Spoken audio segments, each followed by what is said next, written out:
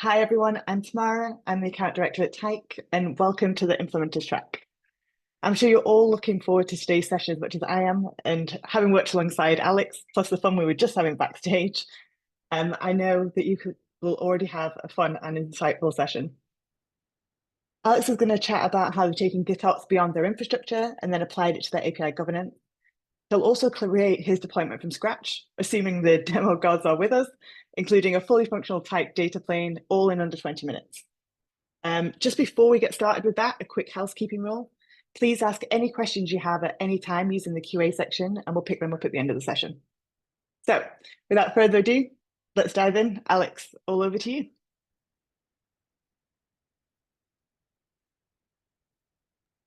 Thanks, Tamara. Let me just start my screen share. And then let's get started.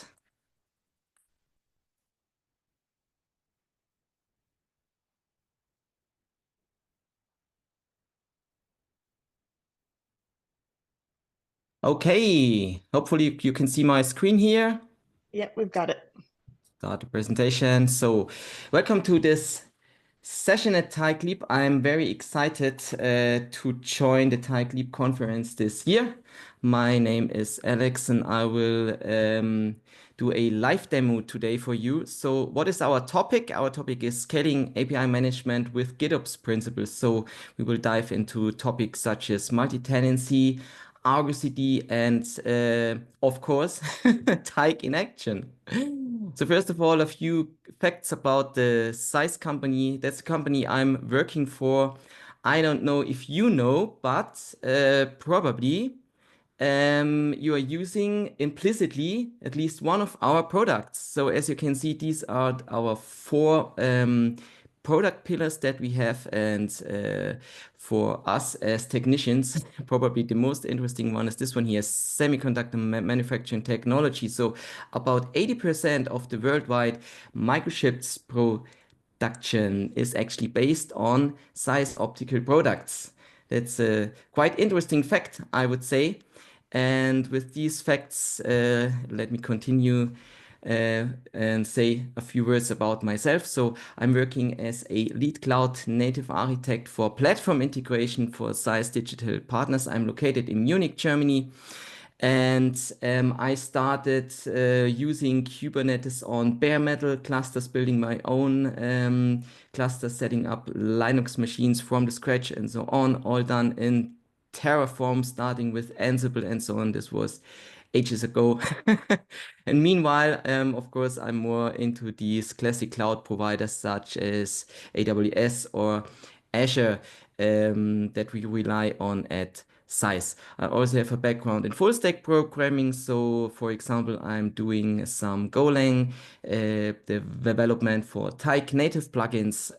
But my actual focus is, of course, architecture concepts and trying to establish a cloud runtime platform environment that we can use to drive our microservice deployment. At ZEISS, I'm the specialist for the Tyk API system. And some of my work, I will show it to you today. So what to expect from this session. So we will do a live demo on Azure Kubernetes. I already prepared the cluster for us. So what we will see in this demo, I will guide you through the bootstrapping process, how to get Argo CD up and running, how to implement a multi-tenancy strategy in Argo CD. Then we will provision the Tyk data plane, including Tyk Operator, Redis database, and so on, everything that's needed. And then I will also show you what approaches we are using to provision Tyk APIs using the Tyk operator onto our Kubernetes clusters. And this means to the control plane and to all the data planes we have in use.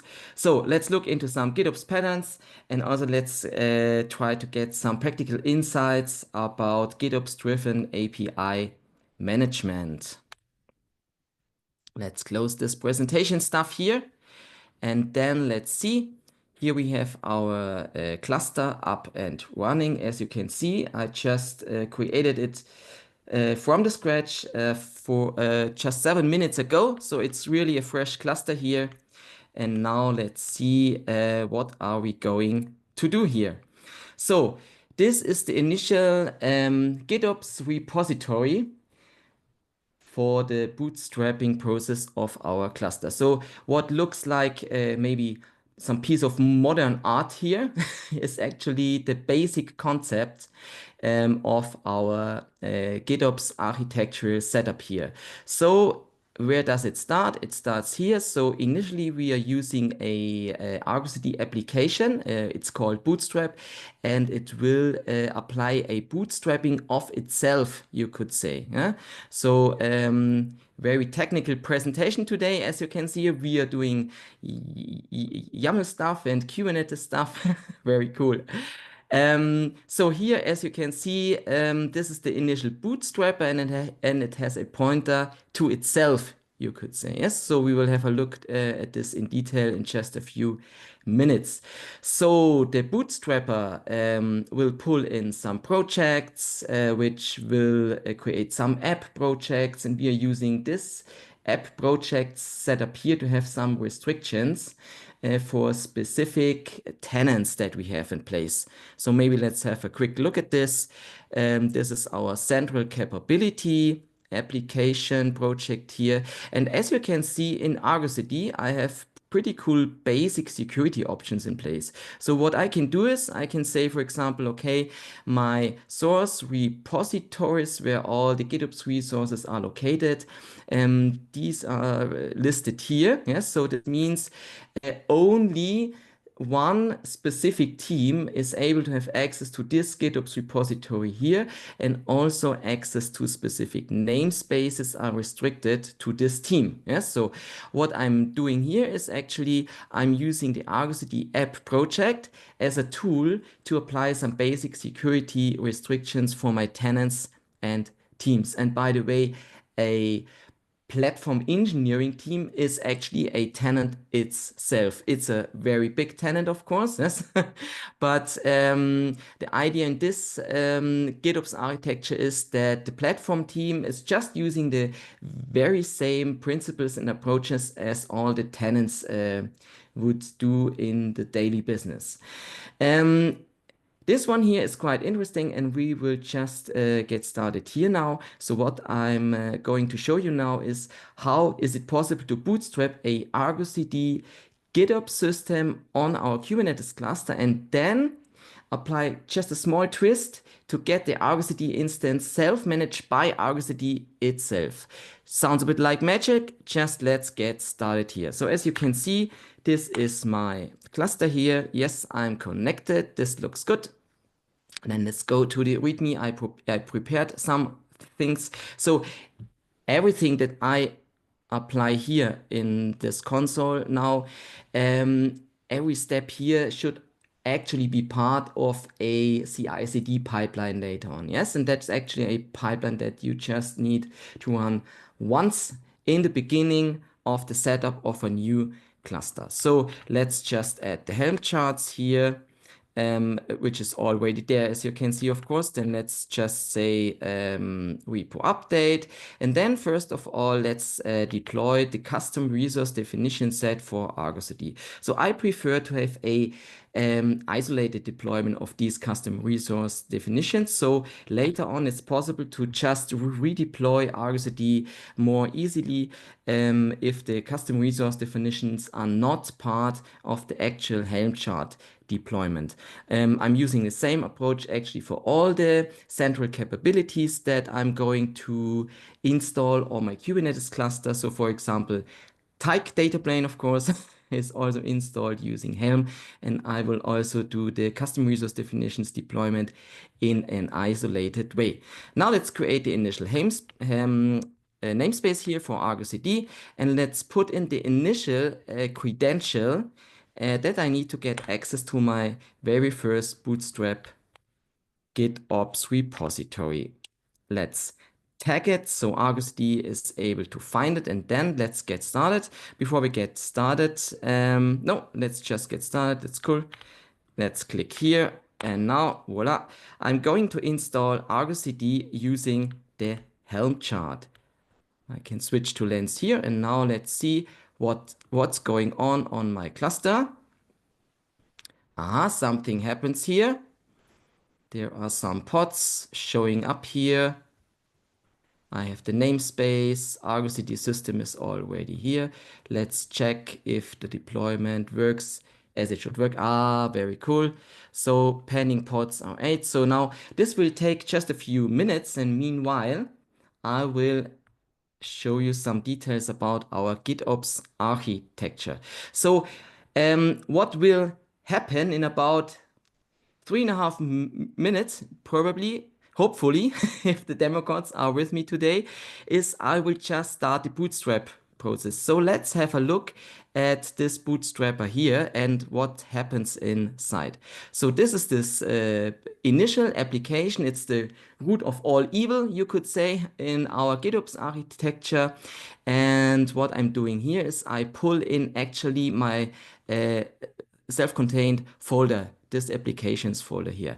What's inside? Inside I have the Argo CD application. So this will pick up the Argo CD Helm chart deployment. So what I'm doing here is I put the Argo CD official Helm chart into a umbrella chart. And if I'm using the Helm chart like this, then it's quite easy to have a self-managed Argo CD instance later on. So as soon as I would start the bootstrapper here, it will pull in the Argo CD application here. And this one will apply a reconciliation by all the activities that have been performed by the Helm charts before. So let's have a look here. Looks good. We are already good to go. So everything is deployed. Now, Redis always needs a little bit more time. And let's jump back here. What else do we have in the Bootstrapper? We have a project called Central Capabilities, and this is quite interesting. So one of the GitOps patterns that we have in use for our GitOps architecture here is the application pointer pattern. So what does it mean? So in my root Bootstrap GitOps repo called Argo, I'm using this linking strategy here to pull in one other GitOps repository, and that's this repository here. It's called the Central Capabilities, and inside these central capabilities here, I have the deployment specification for all my cluster-wide applications. For example, the Tyk data plane. We will have a look at this just in a few minutes. What else do we have here? We have some projects. So this projects application here, it just pulls in this projects folder, which defines not only the security constraints for this application, but also removes the ability to use the default app project, yes, just for security reason. And it also defines the app project for all the Argo CD bootstrapping components. By the way, to add a new tenant, all I need to do is create a project for the tenant itself. I need to provide the tenant namespaces and the tenant GitOps repository location, and I also need to call in here and say, okay, that's my application pointer to the root application of my tenant-specific GitOps repository. So meanwhile, we are done. Looks good. Now let's just start the magic. But before, we just need to get connected to our cluster. So let's see, what do we need here? So I need to get the password for my Argo CD system. Then I need to do the port forward. Then let's switch here. Let's get connected. And this is now the graphical user interface of my Argo CD instance. Let's log in. And now, as you can see, there is nothing, nothing yet. So what would we like to have? We would like to deploy some applications, of course. So let's start the bootstrapper. So first of all, I need to have some projects.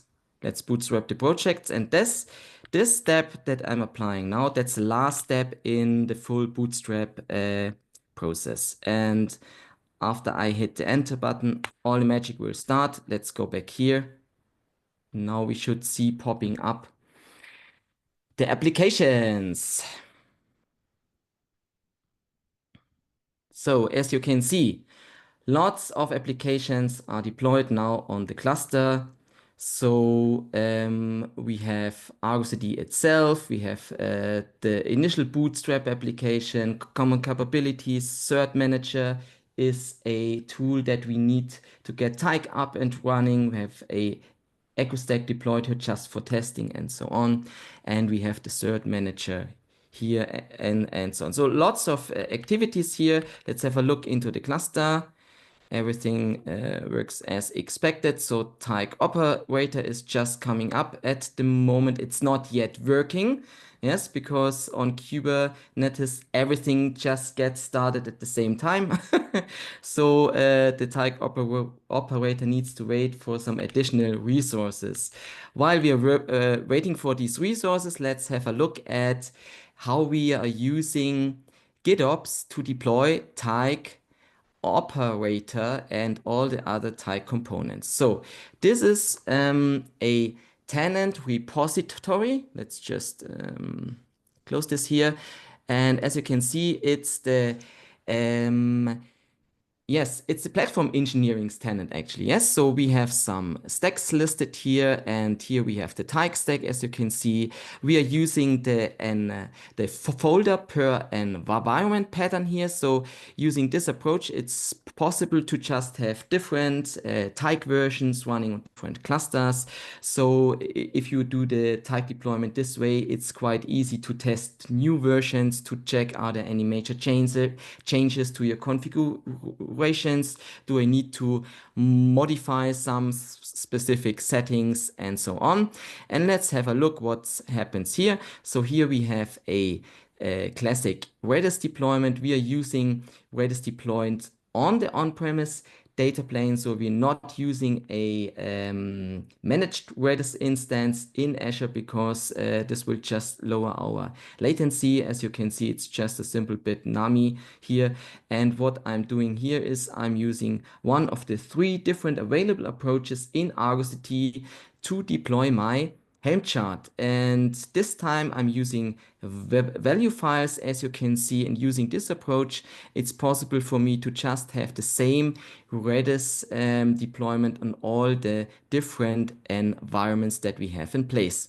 Then let's have a look at the Tyk data plane, and here, as you can see, I'm using a total different approach to deploy Tyk. So what I would like to do here is I would like to do a pre-rendering of the Helm chart YAML manifest, then apply some changes, which can be done by doing some patches here. And then I would just like to deploy everything that is finally rendered by Argo CD Customize. This is the approach I'm using here for the data plane. And last but not least, the Helm operator, not the Helm operator, the Tyk operator deployment here, as you can see. So that's again a classic Helm chart deployment. And now let's check our cluster here. What happens meanwhile? So the Tyk operator is still in this rollout process, but we can check Argo system. Everything is fine here. Then let's check the Tyk system. That's this one here. Now finally everything is up and running. So let's click on the Tyk hybrid gateway here. Let's check the logs, and as you can see, we are connected to our control plane here. Looks good. Some error messages popping up. And here we have the Tyk operator, and it states that some applications have been provisioned already. That's pretty cool. So let's check our Tyk dashboard instance here. And now, as you can see, voila, we have a pet store demo deployed. We have the Tyk Classic API example, and we have a UDG deployed. So how is it possible to get these APIs deployed? That's the last step in my demo for today. So let's go to the tenant here. And as you can see, we are using the Tyk operator. And just to give you some ideas, what patterns we have in place here. So we have a UDG defined here, and this UDG does not consume the actual upstream backend APIs. Instead, we are using a OAS wrapper in between. So using this approach, it's possible for us to apply specific changes to our API responses and requests. For example, maybe we would like to modify the JSON response from a REST API, so it's much easier to map this into our GraphQL API here in Tyk UDG. And as you can see, for the OAS part, we are just using a config map. Here we have the Open API specification. We have the Tyk API gateway extension included here. So everything related to Tyk can be specified here. Then we pull this in here in our Tyk OAS API definition from the config map. And inside this UDG, all we need to do is consume it. Yes, and for the classic API, it's actually the same. So we also have this API definition in place here, but this time I'm using a transformer in customize in Argo CD, and I'm using this to have the opportunity to just do very minimized changes to all the different environments I have. And instead, I'm managing my full API definition here in the base layer of my Argo CD setup. That's all for today from my side. Thanks for listening. Hopefully you have seen some ideas and some insights how to do GitOps and Tyk. I'll physically clap and everyone else can react to you. Thank you so much, Alex. Actually, it was a little bit late coming back into the room because I was too busy listening to you. So you got a few extra minutes, even though I said I was going to keep you to time. I think you explained everything really, really well. So we've only had a few questions come through. So let me jump straight in. So the main question is a little bit of the same theme, and probably a really good spot for you to talk about. So in your experience, what do people usually forget to consider when they're implementing GitOps at a scale like you are at ZEISS? Yes, it's not so easy to get the APIs that you have created on the Tyk dashboard to the GitOps. Yes, so it's possible there are some hidden secret tools. So that's possible, yes, but at the end, you will see a drift from the classic API development that is powered by the Tyk dashboard, yes, and the actual resources that you have in place in the GitOps repository, yes. So you need to have some governance rules in place, of course, yes. So this is why we came up with the ideas of applying specific patterns. So for example, if we say, okay, every REST API that we consume, it needs to have a wrapper, yes? And this wrapper, it needs to be defined as inside the Open API specification. This means that for the API developers, it's much more easier than in the past using the Tyk classic APIs to put all the API gateway specific configurations just into the API,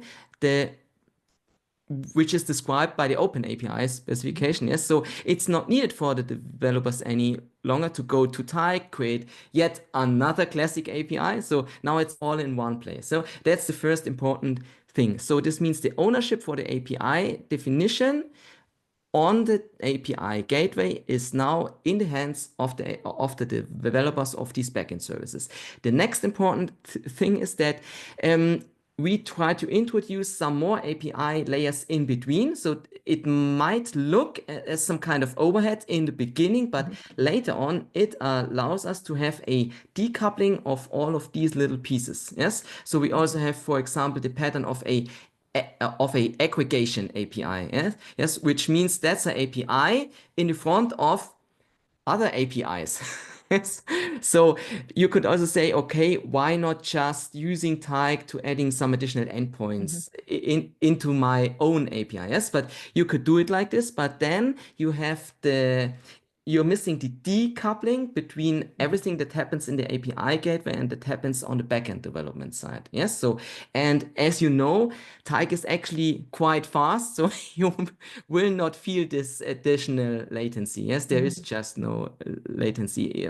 It's the same just for the Golang and gRPC middlewares that we are also using custom build. Yes, it's so fast. So from my perspective, it totally makes sense to have a little bit more of abstraction. Yes, and then what you will get as a big advantage is the decoupling of the different steps in your API development.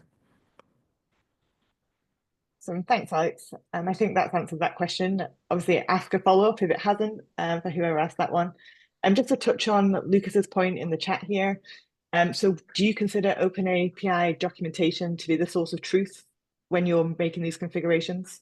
Yes, of course. Yes. So at the moment, as we're just in the middle of the rollout of these ideas in some of our projects, we are just using the open API spec inside a Kubernetes config map, as I have demoed. Yes. So, but we already started to integrate this with our OPA and Styra integration. So in the future, it will just be possible for Tyk to pull in the open API specs directly served by the microservices backends. Yes, and I would say that's the source of truth. Yes, so you can just configure everything that is available in Tyk Classic. You can also do the same level of configuration now in the open API based Tyk configs. That's quite cool. Yes, and even if something is not available as a feature, you can just use this approach in Tyk to assemble your own middleware chain by adding more custom built Golang plugins. For the Golang plugins, we also have some governance rules in place if it comes to topics such logging, instrumentation, open telemetry, configuration, of course. Yes. So this fits perfectly our needs, I would say, and that's also integrated in this approach. Absolutely. Thank you. I think we've got time for one more question that just came in. Thank you, Amit. So how do you combine open API specs and other aspects? So things that are part of different middleware, like authentication or authorization. Yes, so authorization is a topic that we handle using Istio. So we have a OPA client available in all our clusters.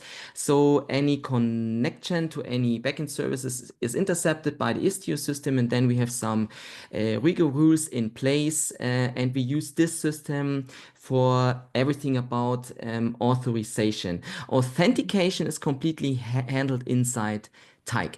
So we're using Tyk for about 2 years now at ZEISS. We just started with a smaller use case, and now this year we are just started to roll it out to even more and bigger use cases now. Yes, and we find out that this option to have custom built Golang modules, that's a really cool option. So we are working on a cloud capability at the moment, which is integrated into the Tyk API gateway. So we are using gRPC plugins. We have a dispatcher in place, and we are using a custom built gRPC plugin to have everything handled about authentication. This means the Tyk API gateway will be the first entry level to our microservices world. Yes, in front of Tyk, we have different other cloud native components,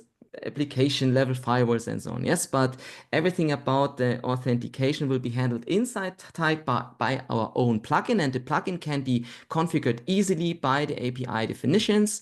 We have defined a clear interface, what is needed to be provided by a plugin as configuration. And so the API developers can use this approach to have authentication in place in all the APIs. Awesome. Thank you so much. And we're running out of time, or have run out of time, as our session just ended. Thank you so much for the presentation, Alex, and to the audience for joining and being so engaging. I see a couple of questions that we didn't get to. I'll take these away and make sure you get answers for them. But yeah, you will hear from us about some of these questions we weren't able to answer today.